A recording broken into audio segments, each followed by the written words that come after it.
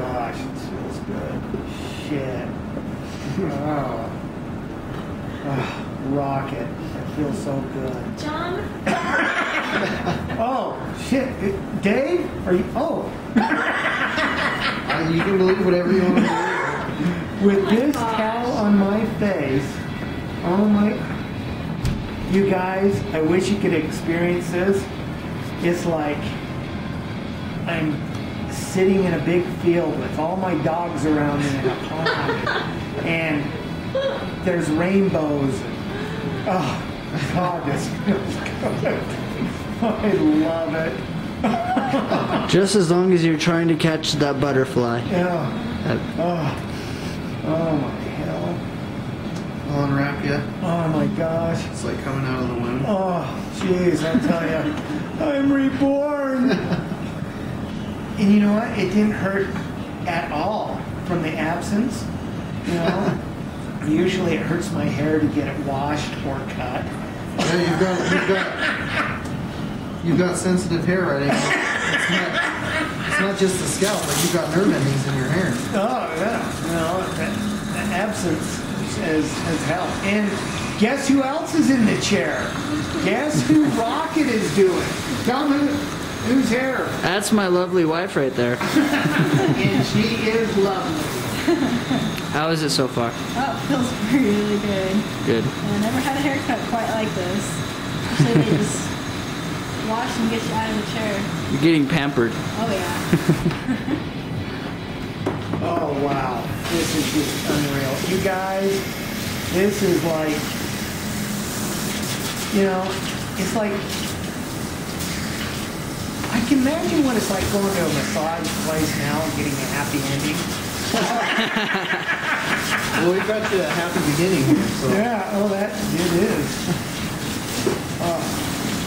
You guys got, I mean, you guys, out of all the salons I've gone to and barbershops in Salt Lake, you guys go the extra mile. This is just unreal. You know, the first time I had Rocket cut my hair, I got to believe all the stuff you guys did. Yeah, well, it's really our pleasure to kind of, you know, it's something that we enjoy doing, and it's more fun to do things that you're good at, right? So we like to do things that we do well. Pan around this shop and show them, Matt, all the stuff that's in the shop. Should we walk you over to the chair? Yeah. So this is just kind of a shop. I just feel isn't this cool? And it's so relaxing, guys. You guys really got to treat yourself. And if you're coming to Salt Lake, stop in, get your hair cut. And Dave, another thing that's wild about Dave, I should touch bases on. He's into a different culture that's really cool that I've started embracing. So is Charlie, and it is steampunk. Yeah, that's right. Tell them a little bit about steampunk. Basically, steampunk, in a nutshell, you kind of think, you know, 1800s meets the Industrial Revolution early. What it would have been like back then had they had a time machine and brought back some of the more modern technologies. And to me, what it represents is a return to poise and values and heroes who were based on their creativity, their ingenuity. Nikola Tesla, you know. Tesla, God, what a great guy. Yeah. Oh, God, everything I've learned about Tesla. What a guy. And, you know, overlooked. Oh, my God. Yeah. You guys look up Tesla. Holy shit. Unreal. The Wizard of the West. In fact, they said that he really solved like stuff like cold fusion and all this other stuff. They said he had power that could just run the world without anybody have to pay for it. Yeah, that was his dream. Yeah. And he took a bunch of Edison's. I mean, Edison took a bunch of shit from him. That was really interesting. And Edison said it was his. Yeah. Which was actually Tesla's. Tesla did it way before he did. But yeah, the steampunk culture just is really cool. But go ahead, I'm sorry, Dave. Well, it's a celebration of creativity, and most people who get involved with it are artists or, you know, crafters of some type. And that's what makes it fun. It's a community of people who work with their hands, and they like to keep their minds active. They're into reading, you know, good books, classic literature, and contributing to their communities as good citizens, and yeah, so it's a safe place for people to kind of create and to hang out and to be involved. So we appreciate that about it, and as a small business owner, I see the potential, because like I say, everyone that's involved usually has a skill to contribute, so it's not just a bunch of watchers, it's a group of doers. Yeah, exactly. And Rocket's really embraced it. She likes the steampunk stuff. There's another place that we're working with. It's called McGrew's. That do tell them about that, Rocket. What McGrew's is. McGrew's Studios. They actually do custom costumes. Costumes from the 1800s. Yeah. Stuff like Sherlock Holmes. You can see how Dave's dressed and different stuff. You look how Rocket's dressed in a lot of ways. Is in the steampunk realm. And, I mean, guys, look it up. It's really interesting. And so, but it's just cool. It's a cool thing to get involved in, and the art of it, and all that. But yeah, you'll find yourself surrounded by really creative people who have really great skills, and you know, it's been around for a long time, but it hasn't been until recently that a lot of people knew what it was called. Mm-hmm. So I didn't even know what steampunk was. I was like, what and what? What's that? Yeah. I mean, I didn't know what it was until I started working here, and it's like, oh yeah. Yeah, and Charlie, he's been into it. He goes, oh, John, when I told him steampunk, and you guys, everybody knows Charlie, my steel guy, and he just loves that stuff. But we're going to be doing some stuff. I can't tell you the motion picture we're going to be working on with McGrew's, but it's going to be cool. And Dave, are you doing anything with those guys? Yeah, we've got the hair and makeup covered, and a little bit of. Cool. I'll be working with the prop design as well. Oh, cool. So yeah, Wow. we're happy to be involved. It's a pretty cool project that I don't think anyone's really going to miss when it finally arrives. And I think people will know that it's arrived. It's a pretty big deal, and it should be a lot of fun. Yeah, cool. So, and then, you know, Dave likes weapons, don't you, Dave? Yeah, I do. I've got a soft spot in my heart for steel. Whether it's my scissors here that I use, or swords, or blades, razors. Hey, can I go get that sword that you got? I don't have it with me. The cane one? Yeah. I don't think it's with. Is it here? Yeah, it's here. Well, that's neat, actually. Hold on. That's neat. I saw this and I was like, oh, this is so cool. Yeah, you guys. But I mean, you look around the shop here and all the stuff that's in here. It is just so cool, so relaxing, and Dave, it's not hurting. Yeah. Well, we took the edge off with the absinthe. So. Oh, look at this! We're Oh, looking wow! here like house. Oh yeah, that's right. I forget that one's in the corner there. That's cool. That is cool. You want this with me? I don't know that this one lives up to your standard of steel, though. That's more of a cosmic I think it's quality. awesome. I love it. You know what? Some of these cheaper ones, you'd be surprised how good they are. And you got to remember, some of the stuff from the 1800s, they weren't that great of steel. Yeah. You know, and if you look at this, if a guy had this back in the 1800s, that would be a prime piece. That would be like, you know, Excalibur going. Yeah. That's The true. mystery steel. You got to keep it in context, I guess, right? You got to think in relative terms. Yeah, so, you know, and the steels out now are so advanced, and even our crappy steel is better than a lot of the stuff they had way back, you know, so. Well, how did you even get involved with everything that you do, John? When did that all begin for you? Started with my dad. You know, I was like 5, 6 years old, and I used to pull my dad's gun belt out underneath the bed. And he had a big Rwanda Bowie knife, which you guys have seen. And he had a 44 mag Blackhawk.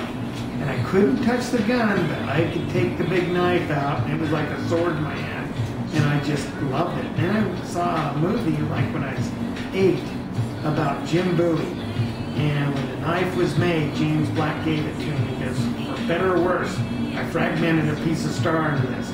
Could have a little bit of heaven or a little bit of hell. And I always wanted to make a half meteorite knife. And, you know, I made my first one, what was it, about 10 years ago. And I made like 5 of them. And the last one I sold, I think, God, I can't remember now. God, it was 6,000, 10,000, something like that. Yeah, a beautiful piece. A buddy of mine actually has the last one I did. I'd love to get it back. And Rock has seen it. Yeah, that meteorite knife. Yeah, that beautiful one. That was in Tina's stuff. Yeah. Holy Oh, cow. you've seen that little one. Yeah, the little yeah, one. Tina has the little one. But remember the big one at Tane's we showed you Yeah. when we were in the collection? So cool. Yeah, neat. So, but yeah, so. But tell us how you got, where did you get most of the antiques? You just searching around that you've got in here? Yeah, definitely. You know, as with your everyday care kit that you've got there, one of the more fun things to do, rather than just buy everything at one place, is to kind of collect it as you travel, or keep your eyes open and talk to family and friends, and as they get to know your interests, you know, certain things kind of find you. Yeah. I think some of the cooler things that we have found us more than we found them. So. Yeah. Watching the classifieds and thrift stores and antique stores and stuff like that. And it's neat. Now, how many people do you have employed here? Total, we've got 9 stylists that work here, and of those 9, 3 of us are barbers. Rocket's definitely one of those barbers. She's got training and skill with the blade. In Utah, See, John? Yeah, you did. She did my wife's hair, and my wife works for one of the retailers here in a cosmetic line. I can't tell you who it is, just kind of maybe get her in trouble. But my wife has never had so many compliments on her hair. And God, same with me. God, ever since I've been going here, God, I get compliments off my stuff. So, wow. yeah, it's a good feeling. Yeah. I mean, if I had my hat on, I would take it off to you guys. You know, and everybody I've sent here has had such a wonderful experience Did too. you have an alien at one time? You I know? don't think so. Maybe a long time ago. Okay, I'm gonna rebalance your hair. Well, yeah, you've got your own finger in the hair industry in terms of taking care of our steel. Yeah, I do a lot of salons, guys, and I get these guys that use these lappers, and they wear out your shears really fast. These guys try to sharpen shears like I do. Can we emphasize on what a lapper is? Because I don't Yeah, a know. lapper is a round disc, and they set the blades down on it, on the inside of the blade, and they sharpen all the way up. It wears out the blade really fast, and you screw up the horseshoe. And a lot of times, when they set the blade down, they'll go tip first, or they'll go to the back of the horseshoe. And after about like 6 sharpenings, they won't cut at the tip. And that's when a lot of the people here in Utah bring it to me and say, oh, it's not cutting and everything. And I go, who's been sharpening your shears? Oh, you were the last one. Yeah, and I look at it and you can see there's a line all the way around the shear. And I go, I don't do that. I don't use a lapper. And you can't believe how many stylists try to pull that crap. You know, and you know, but I end up fixing their shears. But you know, it takes me 10 times as long to fix them. Sometimes I have to shorten them a little bit. Yeah. You know, and it's just the nature of a shear, though, too.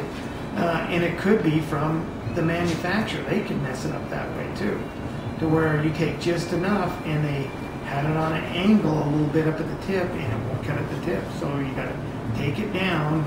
And there's like 5 or 6 ways you can do it, but it's just, oh, what a nightmare. But yeah, I take care of you guys' stuff. And Rocket loves her. Last time she got her shears done, she goes, oh my God, John. Yeah, you did great. I love it. Yeah, so. You're only as good as your tools are. Exactly. If you have crappy tools, then you're going to do a crappy ass haircut. I do shears. That some of the shears are like $1,500 a pair. Yeah, easily. Yeah. So, you know, but I've had companies that's had really expensive shears. Like this one lady brought some very high-end shears in, and I sharpened them, and she goes, "John, they're dull. I give one haircut and they're dull." And I go, "No." I said, "Bring them back in," and they were. And I thought, what the hell's she doing? Well, I sharpened them up again, and she did a haircut. They were dull again. And I thought, what the hell? And so I just had this weird feeling. I went down to the guys that do my tempering, and I go, "Can you guys test the steel and see what temper it's at?" It was at 53 Rockwell hardness, and shears have to be up in the 60s, and it was just, oh man. So, and I told her, I says, "Hey, better call the company," and they were a big name brand company. So, yeah. Hey, everybody John, can is this have your theme song? I know what one this This is. is- It's Titanic. This is kilt music. Oh my god. There you go. I like it. That's awesome. So you cutting a lot of hair off? Not too much. You know, we got to keep that masculinity going. We don't want to polish it too much. You know. Oh. He looks great. I was kind of wanting to trim up the sides shorter and keep the top just a little bit longer. Yeah, that's what she- John's got great hair. It's nice and curly, and well, I mean, it's not too curly though. I like it. Yeah, she told me I gotta leave a little bit longer at the top, so she's the boss. She is the boss. Yeah, God. Why are you telling me that, boss man? 'Cause we're just realistic. I don't boss you around. What the heck? She doesn't boss you around. You're Why do my you boss boss. me around? I'm really more of a landlord to her than a boss. And I just go in the corner in the fetal position, Yep. scared of her Yep. Play dead. at times. Oh, whatever. Oh, the one guy you're going out with, it's so funny. He goes, "I push Rocket's buttons," and I go, "I don't."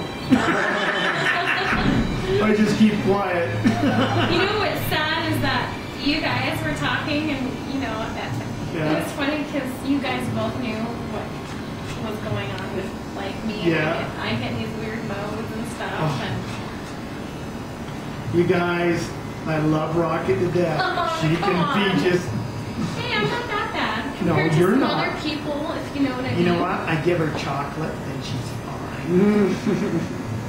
I'm like foaming at the mouth, I go, here, saying here. satanic like satanic poems or some crazy stuff, and then you like bust out the chocolate, and you're like, chocolate, and I'm like an angel, and I grow wings and everything. You guys want to make Rocket happy, send her chocolate. And it has to be like at least 60% dark chocolate. It has to be real stuff. If it's Hershey's, I will hunt you down. She has to have good stuff. I will find you and I will hunt you down, and it will not be pretty. That's all I have to say. Yeah. I'm gonna have you look straight for me. But that's what's great about Rocket. Well, I think what we'll do is we'll cut out for a second and then we'll come back to the straight edge cut. How are you doing over there? I'm good. Yeah. Isn't it nice? It He has a is. way to, these guys just so mellow and you just want to fall asleep. Yeah. You know, so I'm going to sleep for a minute and then we're going to go and show the straight edge shave here in a sec. Anybody have anything to say? Or we'll see you on the other side of the straight edge. There you go. Hopefully it's not a Sweeney Todd. Oh my gosh. Hey, we should play Sweeney Todd music. Do you have any of that? I might have a few Oh, songs. that's we gotta cool. play it. That's I love awesome. Sweeney Todd's my favorite musical of all times. Love Sweeney Todd. So anyway, guys, keep your edges sharp, your powder dry. Anything you need to say right now, Dave? No, just keep your face still so there's no blood, I guess, when you come back. Oh my god. And what about the beautiful lady getting her hair cut next to us? Great. Yeah, we're having fun. There you go. Awesome here. Rocket, anything to say? We're going to talk about Rocket's new shoulder holster in another clip. You guys see that? It's pretty cool. Christmas came early. Again. Yeah, again. Santa Claus wore a kilt this time too. Okay, guys, keep your edges sharp, powder dry. See you in a sec.